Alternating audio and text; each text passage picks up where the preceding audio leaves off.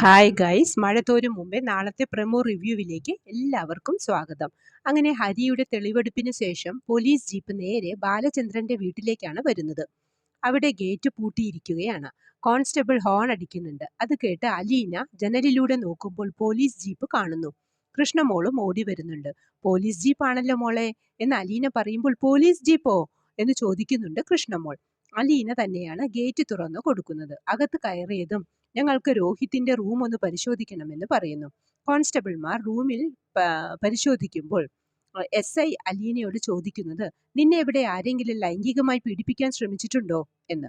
അലീന മറുപടി പറയാതെ മടിച്ചു നിൽക്കുന്നത് കണ്ട് SI തുടർന്നു, നിന്നെ ചോദ്യം ചെയ്യാനുണ്ട്, സ്റ്റേഷനിലേക്ക് വാ എന്ന്.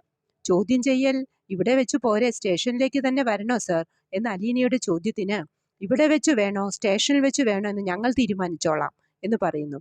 വനിതാ പോലീസ് വന്ന് അലീനയെ ജീപ്പിൽ കയറ്റുന്നു. കൃഷ്ണമോൾ വന്ന് വിഷമത്തോടെ നോക്കി നിൽക്കുന്നുണ്ട്. വിവരമറിഞ്ഞ് രേവതിക്കുട്ടിയും ഫോൺ വിളിച്ച് അന്വേഷിക്കുന്നുണ്ട്. ഇപ്പോ ആ വീട്ടിൽ ആകെ ഉണ്ടായിരുന്ന അത്താണിയും പോയി. കൃഷ്ണമോൾ മനുവിനെ വിളിച്ച് അറിയിക്കുമെന്ന് തോന്നുന്നു.